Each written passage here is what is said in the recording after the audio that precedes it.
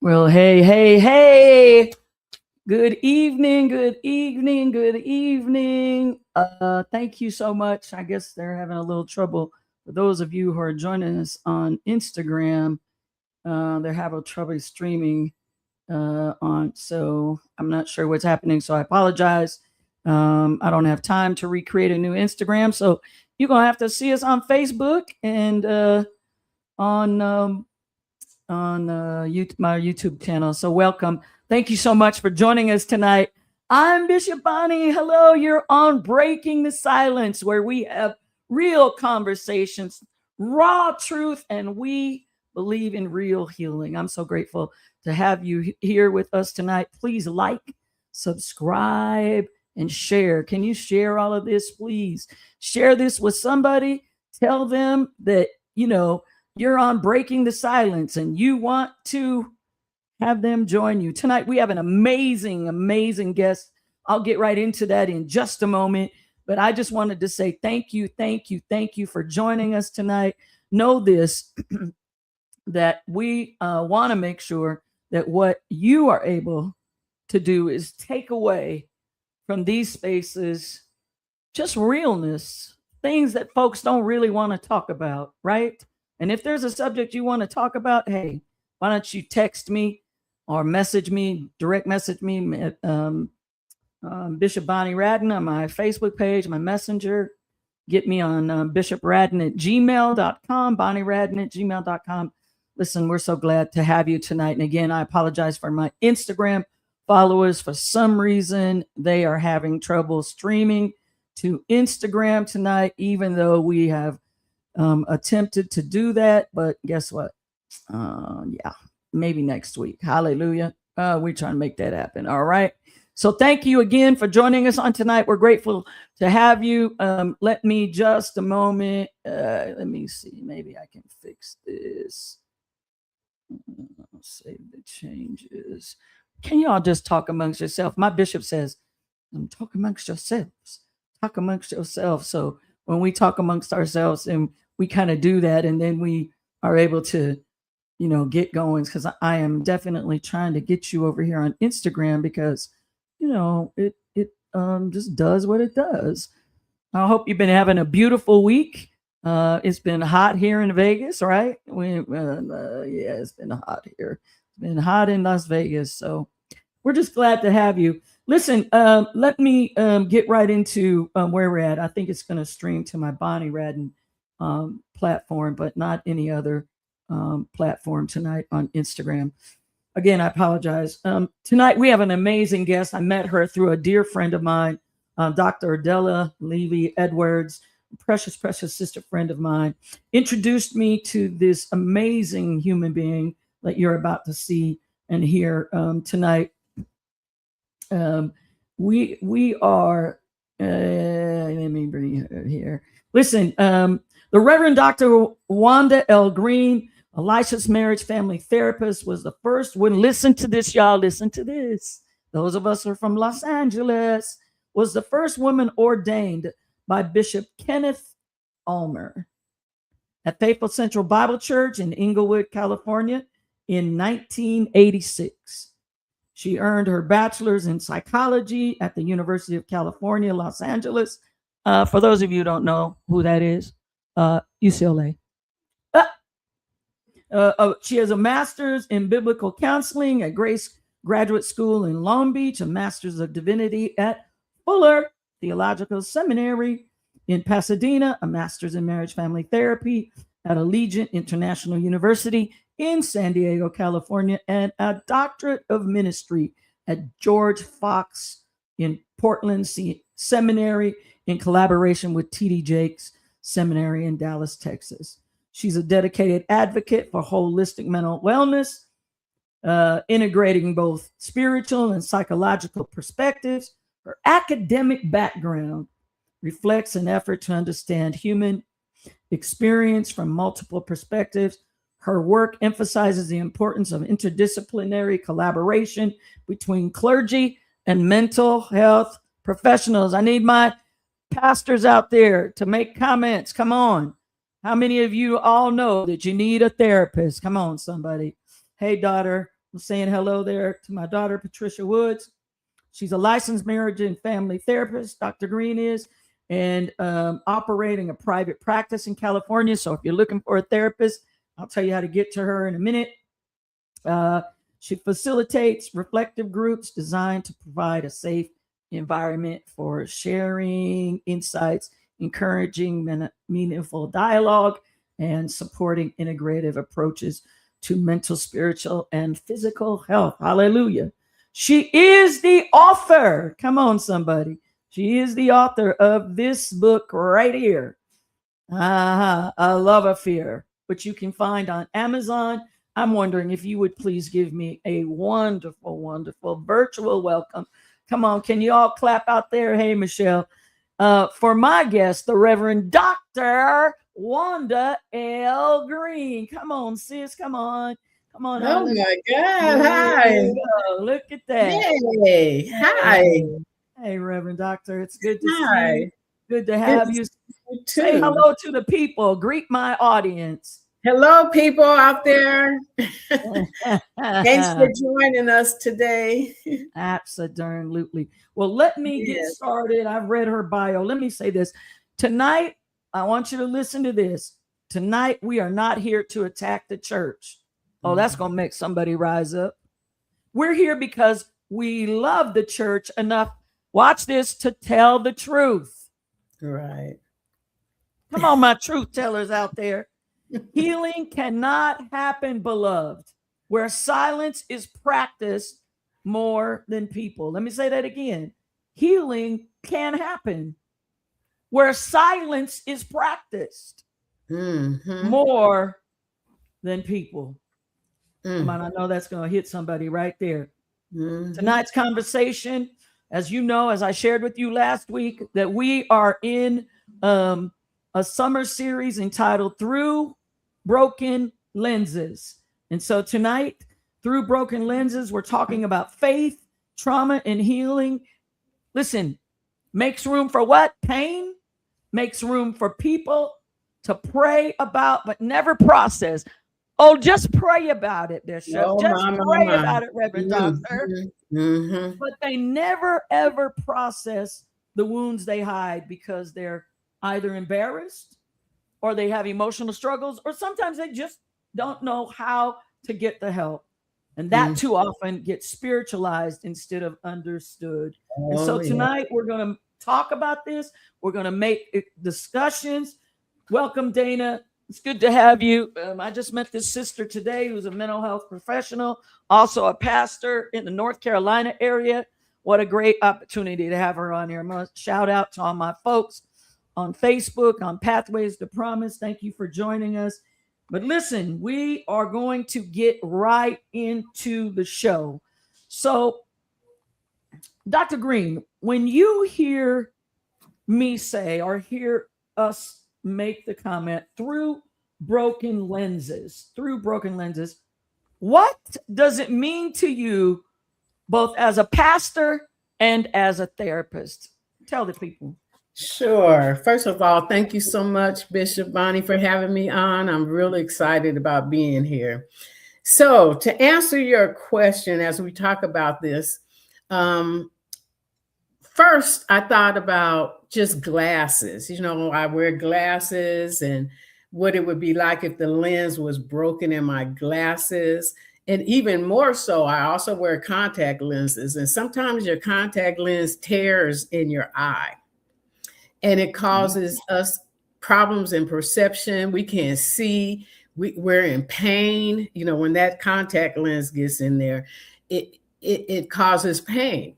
So when I think about broken lenses in the terms of what we're talking about tonight, it does the same thing. If you're traumatized with trauma, you don't see straight, you don't perceive correctly, and you have to deal with a lot of hurt and a lot of pain that is a result of that trauma. So it's kind of parallel in a sense. So I want to talk about it first from a therapeutic perspective, and then I want to dive in because I have some things I want to say to the pastors. Okay. So first of all, when we talk about that, from a clinical perspective, it talks about how we have to deal with trauma and what it takes to deal with trauma. And so, therefore, like as a clinician, I am reminded about all of my clients who have suffered so much and immensely from trauma. A lot of it is generational trauma as well. So, as a therapist, the goal is to provide a safe place for these people to be able to process the trauma that they've been through, the hurts that they've been through, the emotional wounds that they have accumulated over the years of their life. And so also I worked with children in my practicum. So I worked with kids who were in kindergarten all the way to middle school that had PTSD. They had anxiety disorders.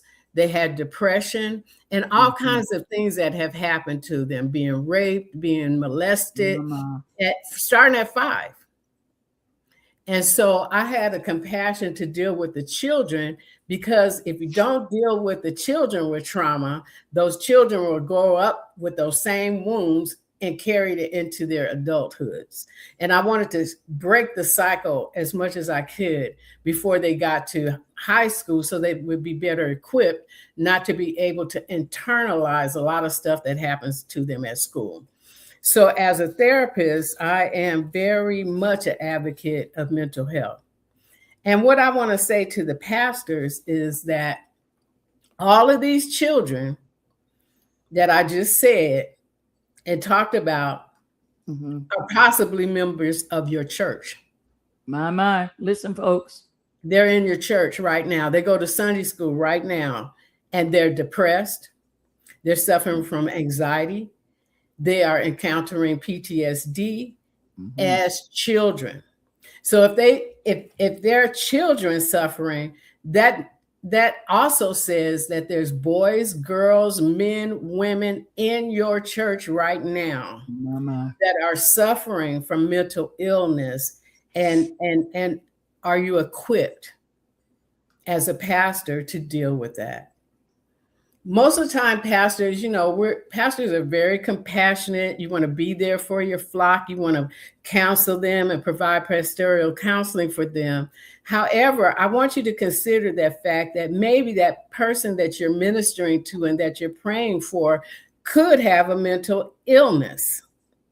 Come on, and so if that's the case, a lot of times pastors will continue to minister to their own detriment.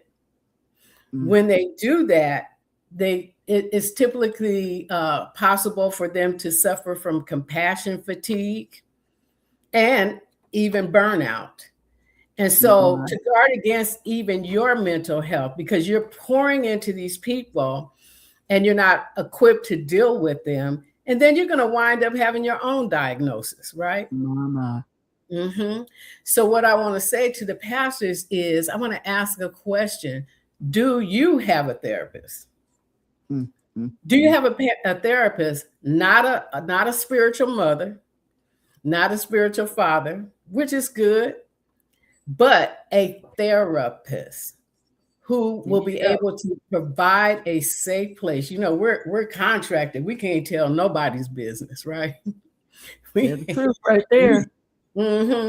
But in the church, a lot of times pastors will get behind the pulpit after talking to somebody and then preach on what they talked about when your parishioner thought it was confidential. We can't do that.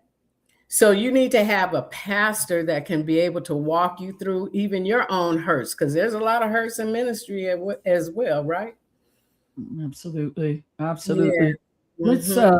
Let's go to the next question. And thank you so much for that. And I thank all of you who are out there who are pastors. I know a lot of you are from the healthcare. A lot of you are in church. Some are not. But these things apply to you. Dr. Green, let's ask this question. What are some things people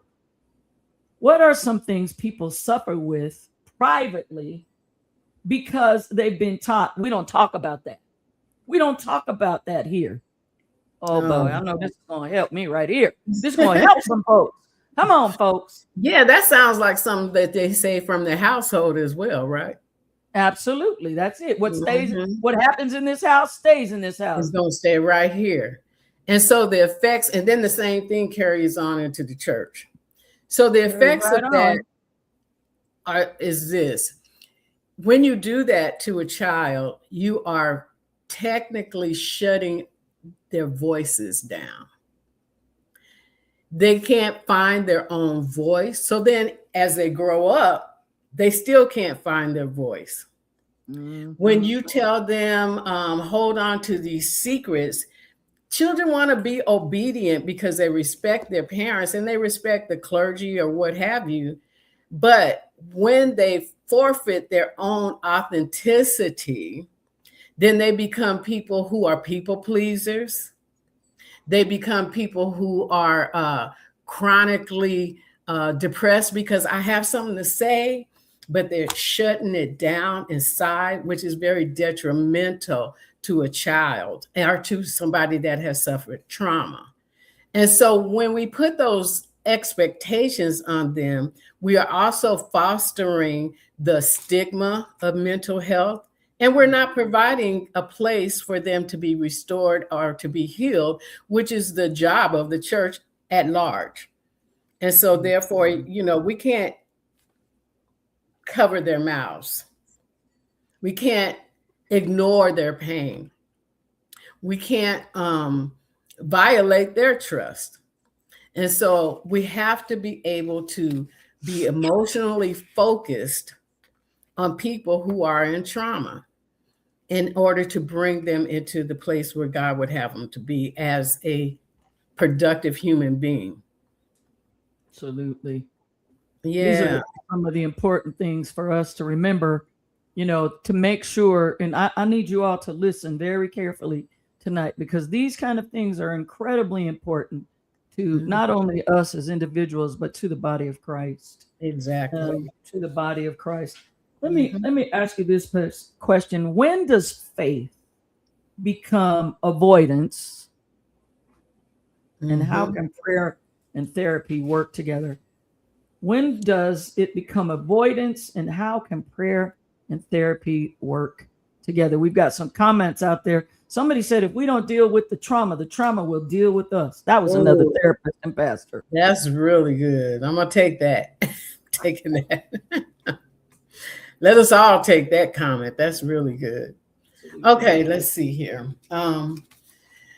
Okay, so people are taught in the church not to talk about things. What was the question again? I kind of got thrown off. Okay. Here's the question. Why, where does faith become, when does faith become avoidance? And how can prayer and therapy work together? Okay, let's start with when does faith become avoidance? I believe that faith becomes avoidance when you are not dealing with your own pain. And a lot of times in the church, people will over spiritualize everything. And in doing that, it gives you a way out. It gives you a place to hide. It gives you a place to avoid. And so you may think that you're moving in faith, even with your prayers. A lot of times, even with my clients, my Christian clients, they'll tell me, oh, I'm just going to pray and let God handle it. And I have to pull their coattail, and I'm like, okay, so what are you praying about? Are you able to pray about your own brokenness? Are you able to pray about your trauma?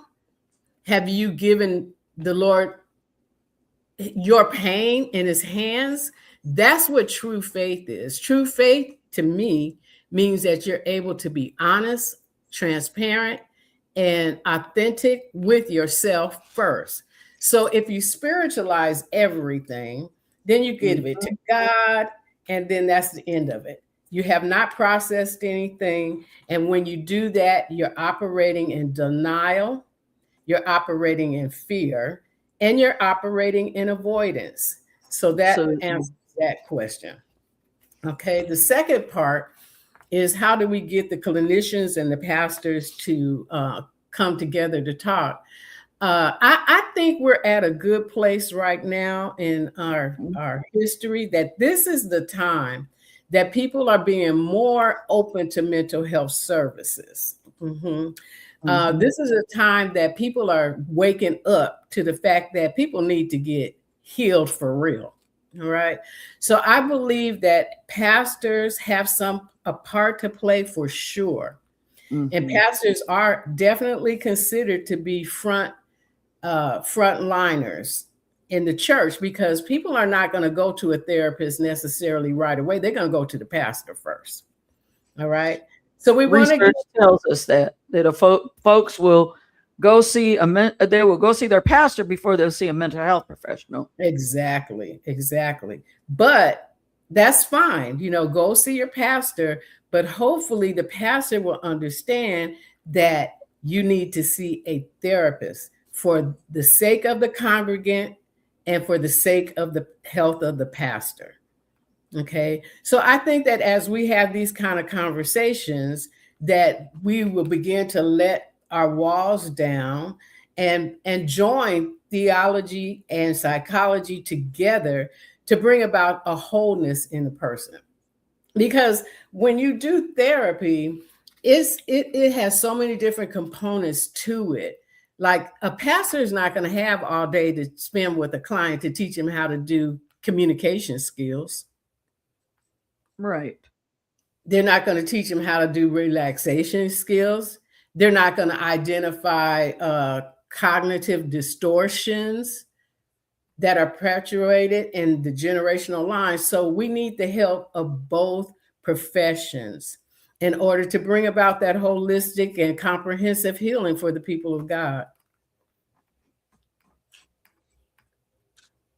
Well, one of the things that's incredibly important, and I want to make this comment to those of you that are out there tonight, and you may be pastors. Pastors, you're not trained to be the counselor.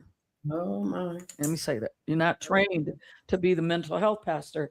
One of the things that we have the privilege of doing, and I'm going to have the privilege of doing beginning in August, in the quarter, August through September, and I want to thank my good sister friend, Ella, and her husband, Paul, for helping me with just formatting my curriculum. But I will be teaching in United Lutheran Seminary to MDiv and DMin pastors, and folks who are becoming pastors, these very subjects that we are talking about, of how and how do they hand them off to the mental health professional? How do they deal with their folks' emotional well-being and not damage them? Because many times, as you know, Reverend Doctor, they are already damaged, and damaged people damage others. Other people. So, so let's talk about this. So thank you for letting me share that.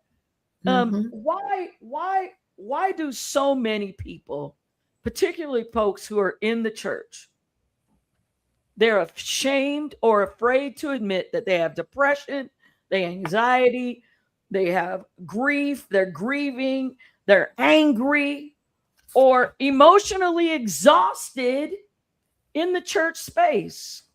Why? Why are folks afraid or ashamed to talk about that? Because it's not a safe place to talk about it. First of all, the church is not necessarily a safe place to disclose that. And because of the stigma regarding mental health issues, nobody wants to reveal that because it's a source of shame. And so when you feel shameful, you feel like your mistake or something's wrong with you, and you don't want anybody else to see that because you might be criticized, you may be judged. And so sometimes it's better to keep that stuff quiet, especially since you already learned how to be quiet in other arenas of your life anyway. So why share those things with people who you don't even really know or trust? And so we continue to perpetuate the stigma by remaining silent. And I think it's up to the pastors to provide what we call a trauma-informed church. The principles of that people can feel safer to be able to deal with their trauma and their pain. People don't want to know that they're taking antidepressants, for the fact that the person sitting next to them in the pew can say, your faith isn't strong enough. Why are you taking that? That's where I wanted you to go with this. Yes, your Because faith. so often, right? So often when Mhm. it happens, um, uh, is this. So often what happens is folks are ashamed to talk about it because they feel like they'll be shamed, and folks will say, well, you just don't have enough faith, or you Mhm. just don't pray enough, or you don't read enough, or you don't, and it oftentimes has nothing to do with that. It may be a chemical imbalance. There may be Exactly. a challenge with them. I mean, I'll give you a perfect example Exactly. of medication. I had a little surgery a week ago on my Mhm. foot, and the Mhm. doctor gave me some antibiotics, and I was having these horrific headaches. Guess what? I was like, what have I done that's different? Well, that was what I looked up. That was one of the side effects of the medication. So I phoned the doctor. They told me, don't worry about it, don't take it anymore. But the reality is that it's okay. We don't have a problem if we're going to take the medication if I had this little surgery. But to really talk about it, I think we have to create, and let me see if you agree with me with this. We have to create the spaces in our churches where the stigma is not there, the shame is gone, and folks can be vulnerable with their wounds, Exactly. and be okay with, hey, look, at you know what, I'm angry about this, I'm depressed about this, I'm and have those kind of conversations. Definitely. Definitely. I mean, the churches should be, a place where people can be naked and unashamed, you know, and to be And able to share that. And right. pastors too. I saw some pastors who are trauma informed pastors, they're beginning to share with their congregations that I suffer with depression as well. They're teaching it from their pulpit, saying, we're all human beings. We all go through different things and it affects us differently. And I'm just one is prone to suffer with depression. And they've been brave enough to provide a model where their congregation can also not feel ashamed of their woundedness as well. Right. And They're out there. There's some pastors out there. yeah, one of my besties just said, thank you for the judgment. Folks often don't do it because they feel like they'll be judged. And, Exactly. the church is supposed to be a place of love and kindness and care. And it's become Exactly. oftentimes anything but that. Let me move to the next question.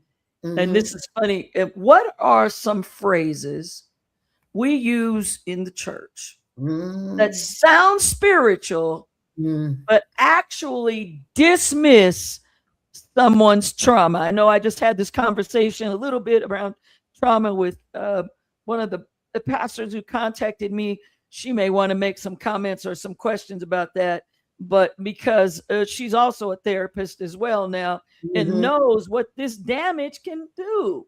Can Oh you boy. address that? Oh yeah. You talking about the church cliches? All those church cliches, all those cliches that folks use that Yeah, I'm oftentimes blessed. create damage instead of create healing.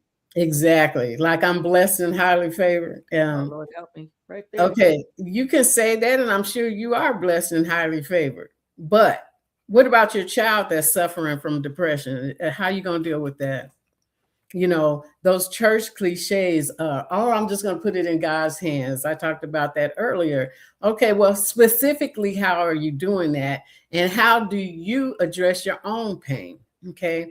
What else do they say? They They say, say, let it go. oh, Just pray. God won't give you more than you can bear. Don't claim depression. Where's your oh, faith? Oh, come on, yes, somebody right yes, there. exactly that one. All of that combined. No, we need to just go ahead and tell the truth and shame the devil, Come on, because somebody. the people need a safe place to share. And so if you say that, you're pushing away the healing power of God. You know, you're pushing away their ability to be restored. And you can't wrap up human pain in a church cliche. You can't do that and expect somebody to be healed. I think, healing is a place where we all should want to be. Some people don't want to be healed, okay? But right now, a lot of people are woke and want to be healed of their situation. And so when you churchize them with those things, especially the one that said, get over it. Yeah. What? Get over it. That's not going to happen unless you can process it. Or the one that says, just forgive and forget. Okay. First of all, you don't start off with telling people, everybody know they have to forgive. But the process that it takes to get to that place where you do forgive is different than just forgive them and move on. No, I need to feel my anger. I need to feel my pain, and then I can process it and move on. And I will forgive, but that doesn't necessarily mean they have to have a front row seat in my life either. Well, not only that, how do you think we have this powerful thing called a brain that you're going to tell me forgive and forget? I tell people all the time, Dr. Green, is that forgiveness is not about anything but what you release, what makes you what you do. And I always tell people like this, for me, it's about understanding that I no longer have pain that's associated with that wound.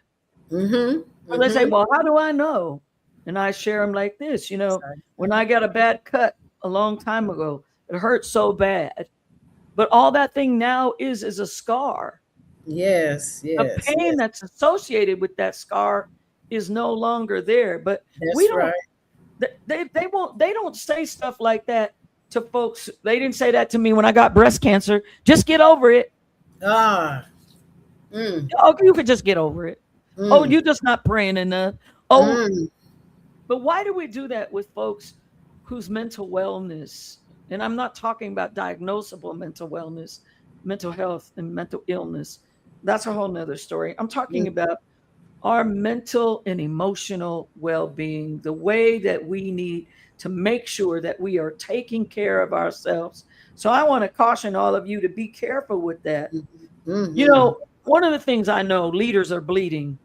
It's one of the things I'm incredibly passionate about right now and looking so forward. And I want to give a great big shout out to Dr. Teresa Smallwood, the Dean of United Lutheran Seminary out of Philadelphia, Pennsylvania. And by the way, I'll just give a plug right now. If you are looking to get a master's in divinity or a doctorate in ministry, they are offering it at no charge. What did I say? No charge. Now, somebody wants to go back to school and get that master's or get that doctorate. Please know that they are offering that. Most of you know that I'm a senior bishop in the Fellowship of Affirming Ministries under our great leader, Reverend Dr. Bishop Yvette Flunder. And we have lots and lots of seminaries that connect with us and are offering these type of schooling, these type of master's work, this type of doctoral work. So if you're interested, you can get in touch with me. Let me move on to this part that I want to talk about. Leaders are bleeding. What happens when pastors, bishops, ministers, church leaders, let's just talk about them across the board, are expected to be strong for someone else, but have no safe place to be human? For themselves. You know what? I can remember a time where I had a parishioner that I was counseling, and this person was suffering with depression. This was before I was a therapist. Okay. And I just happened to mention to her, well, you know what? I'm pretty depressed today myself. Wow. And she said, oh, no, you can't be depressed. Wow. And I'm like, no, I can. Why is it that I can't be depressed and I'm just as human as you are? Right. I hurt as well. I mean, when Jesus got on the cross and died, he bled, he hurt. That hurt. And so we're at a place where we have to be authentic. And for pastors who are bleeding, you can't share everything about your humanity with your parishioners. Absolutely not. Right. But you need to find some friends that you trust. I have friends that I trust dearly. Absolutely. And I'm able to talk to them about anything that I'm dealing with. And they already know that I'm very authentic. So if I'm mad, you're gonna know I'm mad. If I'm depressed, you're gonna know I'm depressed. And don't try to suppress me and tell me what I should be feeling. Okay. I got friends. Right. Don't try it. Don't do it. I have friends that let me be me. Beautiful. You know, and so I appreciate them. They know who they are, and they know all my stuff. And I don't have no problem telling them because I need guidance as well. So yeah, pastors are bleeding. You know, how would you explain this, or how would they know? How does a leader know when they are ministering from healing versus ministering from an unaddressed wound? Well, you can tell if you're ministering from healing, because if you are, it's not going to take you under. It's not going to affect you the way that it would if you have some kind of wound yourself. So as you become healed, you can listen to the trauma of other people and guard your heart, and you're going to be okay. But if you can't, like if you get home and you start drinking and then you start losing your faith, listen to other people's problems, then you're not healed yet. And it's better for you to go to therapy and get that done, because you don't want to damage your own soul. Absolutely. Your soul is important too. So you don't want to damage that. You want to be able to heal. And then you can speak. You know what? It kind of reminds me like when a woman has a baby. You know, that's a whole lot of pain that they go through, right? A whole lot of. But then once they see that child, that pain is gone. And they get to relish in the joy of the child. So, you know, you're going to go through pain, but if you process it correctly, you're going to be healed from it. And then you become a conduit to help other people heal as well. And so you want to go through that process because we're here for each other, to share each other's burdens and to help each other heal. So if you can't handle it like that, then you need to go get you a therapist. Did y'all hear that? Hear that loud and clear. You know, one of the things that I've thought about is this, that trauma disguised as personality. And what do I mean by that? My question is, sometimes people are labeled as difficult or rebellious or dramatic or angry, withdrawn, too sensitive, when they actually may be operating from woundedness. I did the whole study in my master's work about hurt not dealt with, beloved, listen to this, turns to anger, not dealt with, turns to hate, turns to rage. Someone doesn't wake up today and just say, I think I'll be rageful about that.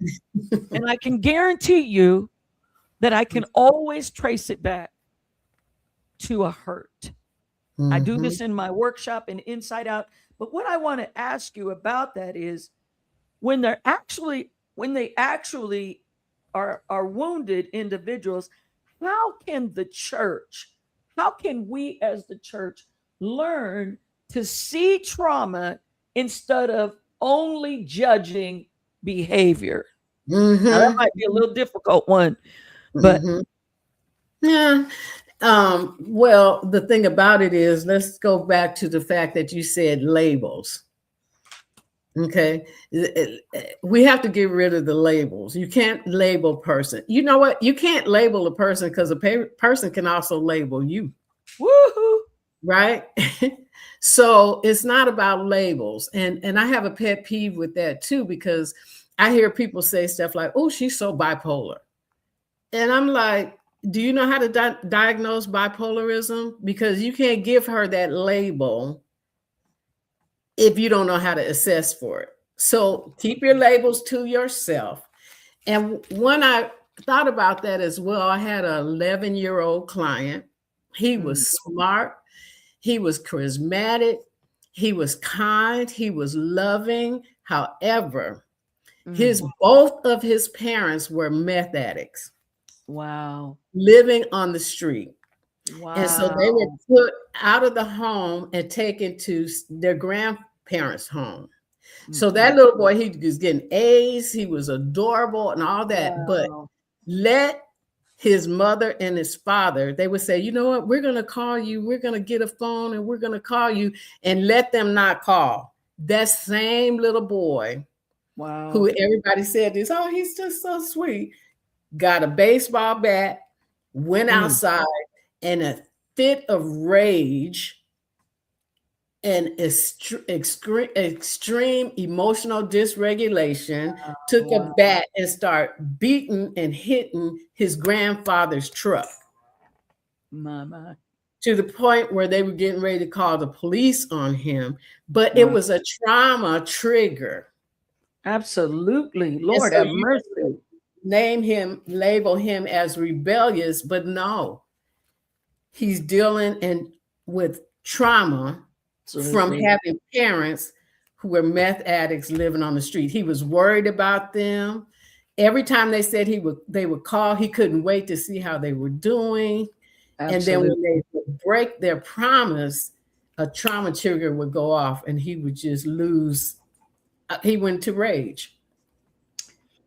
Yeah, so and he's also dealing, as you well know, with abandonment issues. Exactly. Serious abandonment issues. Because these very things that we don't understand, and everybody, wants to know where they came from, It's a very much a challenging space oftentimes for people, because they really as obviously, you can see him being excited about wanting to see where his parents are and who they were.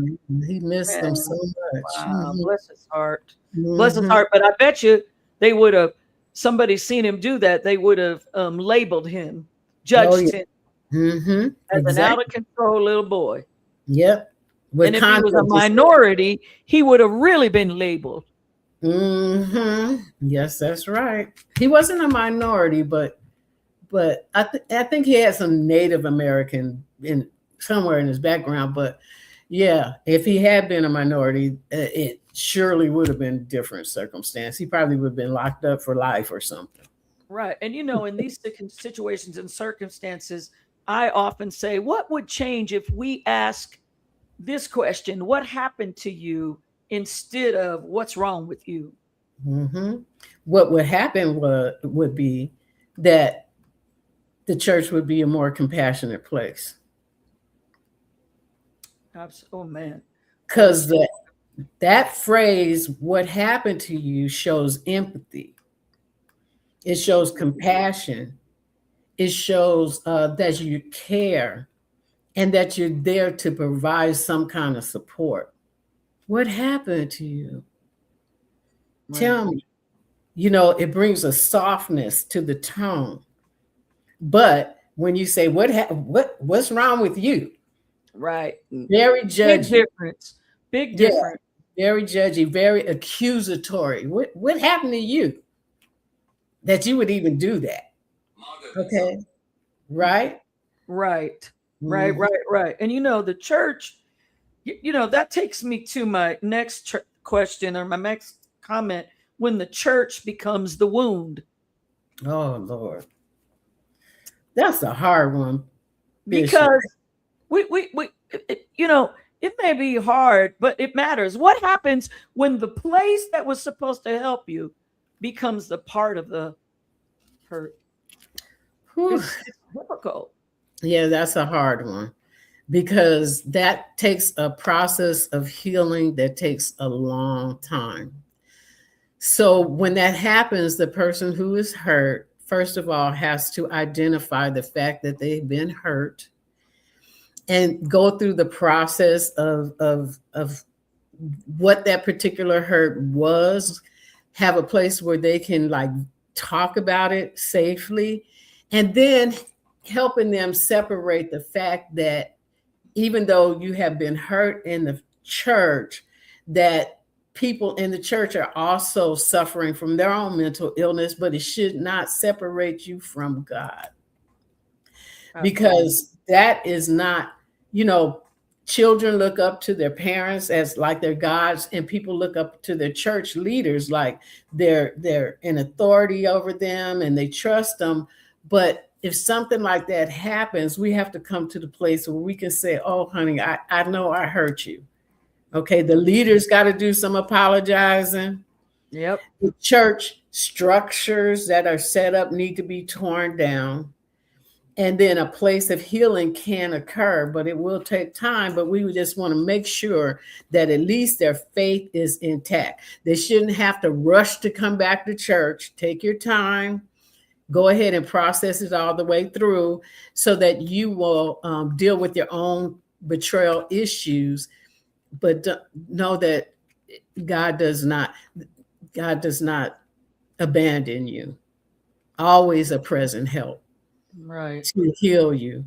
And so we just have to bear with them and provide a place of transparency and hand holding, if you will, so that that person can process correctly. And then they won't suffer from their own identity crisis. What's wrong with me? Why did they do that to me? And feel abandonment, things like that. So it's a place of processing. That's part of the work that I do through Pathways to Promise. Big shout out to them today, where I am the companionship coordinator, where we train folks in what's called companionship to walk along individuals who are in these emotional and these difficult places. You're tonight, let me say this. I've gotten into these questions. You're on Breaking the Silence with Bishop Bonnie, and tonight my guest is the wonderful Reverend Dr.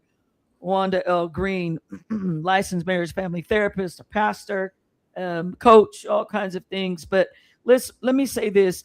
I want to make sure that those of you who are watching, and if we've touched a nerve in you tonight and you say, you know what, Bishop Bonnie, Dr. Green, I'm one of those people out there. I left the church because I was wounded by them, or I've been depressed and I don't know what to do with it. I want to encourage you that you can get in touch with us. You can reach me. I'll put my contact information up here. Dr. Green, there is her website. You can get in touch with her right there. But we want to make sure that you are taken care of. We're not here to be your savior, but we're here to help and be your guide, or to be your director, to help you to get into the right type of therapy, to get into the right type of healing that you need, because no one should have to carry these kind of wounds their entire life. Their entire life. I'm brave enough to put my cell phone across the bottom there. It's also my Zelle. But just know this, that there is a place of healing for you. There is a place of healing for you. There is a place of healing for you. Let me say this, because particularly a lot of my guests are women, and you talked about that you were the first woman that was ordained by Bishop Kenneth Ulmer. I've been to his church many times. I was at his church, was in that little school over there before he ever went anywhere else, and then bought the forum and know all of that. Used to go to his watch night services on a regular basis. So there, but what broken lens did you have to push through as a woman in ministry, if you did? Oh, I did. I most certainly did. Well, Bishop Ulmer, he never really had a problem necessarily with women answering their call to ministry. I was the first, and he walked me through. I said, I think this is happening to me. I feel like God is pushing me into ministry. And he used to say, okay, when you know, you'll know. And so he walked with me through that process. And I said, I know. Now I know. Yeah. And however, he was open to it, but the church at large was not. We were in a Baptist church. Absolutely. Women couldn't stand behind the pulpit. Right. Women are supposed to keep silent in the church. And I wrote my master's thesis on denominational views of women in the ministry. So I encountered, and even though he was exclusive of me in a sense, but the church structure did not allow for certain things. Like, for instance, if you were a male minister, you got to travel with the bishop. You got right. If you're a woman, you're not doing all that. And I was 23 years old. Wow. So I was young. I was real cute. You're still young and real cute. So that's a wall as well for women in ministry, right? And sometimes with the other men that I came around, other pastors, they would see me and they would treat me like I was their Barbie doll. And I'm like, no, I'm not your Barbie doll. I'm your peer. Okay. Right. And so you have to be tenacious. You know, they would do stuff like if I preached at the church, they would put on the label. We had cassette tapes back then. They would put on the label, Sister Juanda Green. There you go. I would take my tape and I said, you need to change this. Right. To Reverend. Oh. Okay. So misogynistic. And then one time, all the men would be sitting in the pulpit. And I'm sitting in the audience. So I go to my bishop and I say, I want to sit in the pulpit. Wow. Okay. And he said, I remember he said, well, who would you prefer to see in the pulpit, a man or a woman? I said, both. Both. So I always, and I didn't fault anybody for not receiving my calling, because when God called me, I didn't receive it. I was like, what? Wow. I struggled with it myself.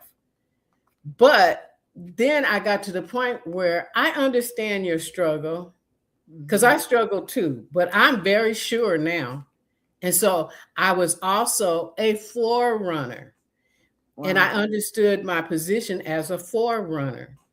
And so therefore, God used me to open the doors. And then there's all kind of women in ministry at Faithful Central, women pastors, whatever. But I was the forerunner in that particular church. And I'm just excited to see the change that has come about, because I was tenacious in my calling at 23 years old. Bless your heart. A lot of left out, and a lot of loneliness, a lot of misunderstanding. You're trying to take over the church. You're out of your lane. Women can't do that. Oh yes, they can't. And women do it well. I want to thank you again for joining us tonight on Breaking the Silence. Yes. This has been a wonderful. We're doing a campaign this summer entitled "Through Broken Lenses." We've had the wonderful guest of the Reverend Dr. Juanita Green, and her information is there. I'll stream it across there in just a moment. I want to ask you to just give the folks any final comments that you like to share with them, or anything you'd like to tell them about yourself, about your ministry, about your website. In closing, before I make our closing comments. I think what I would like to share, and I really do, I'm very emotional about this, is that my prayer is that for each one of us to become instruments of healing rather than instruments of devastation. Wow. It talks about in the Bible that there's generations of devastation. Yes. And so my prayer is that each one of us would not be that we would not perpetuate the devastation. Absolutely. But that we will come forth and become the instruments of healing that God requires us to be. And that's my final word. Thank you so much for having me. Wow. Wow. Can you all give it up? Give it up. Give it up. Give it up. Give it up. Virtually. Yes. Thank you, Dr. Green. Thank you. Dr. Green's website is right there. It's her name, drwandagreen.org, drwandagreen.org. Please visit her website. Please see her. Please like us on all of my platforms. Y'all see them here. Let me say this in closing. Again, Dr. Green, thank you for this truth-telling night that we have had here tonight, for telling us the truth with wisdom, with grace, and with courage. And to everyone who's watching tonight, I want you to hear this very clearly from my heart. Needing help does not mean you lack faith. Amen. It doesn't mean that. Being wounded doesn't mean you're weak. That's right. And having trauma does not mean God has left you. God has been right there with you. And sometimes, beloved, the bravest thing you can do, the bravest thing that you can do is stop pretending. Is to stop pretending, stop hiding, and begin telling the truth in safe spaces. I understand that there is a space that you need for safe spaces. Maybe we'll get a bunch of my women therapists together and we'll create this safe space. There are safe spaces. There are safe spaces. Healing is not always loud, beloved. Sometimes healing begins with one honest sentence. I am not okay. I'm not okay, but I'm ready to heal. I'm not okay, but I'm ready to heal. So tonight on Breaking the Silence, we're breaking the silence. I want to break the silence. We're making room for faith and therapy, prayer and process, truth and tenderness. Why? Because I believe no one should have to carry their pain alone. We don't want you to do that. We want you to know that we are here for you. Thank you for joining us tonight on Breaking the Silence. Next week, I'm going to take a break and I'm going to tell you why it is my birthday. Click, click. It is my birthday. So we're going to take a break next week. We won't be with you next Thursday, but the following Thursday, you're going to want to be with us. I'm going to be talking about what men do behind mental health. And we're going to be talking about that. We're going to keep working in this space of through broken lenses on Breaking the Silence again. Until next time, may we keep building. May we keep building healing. May we keep telling the truth. And may we keep on changing lives. God bless you. I love you. So I'm much. Bishop Bonnie Radden. Hang on.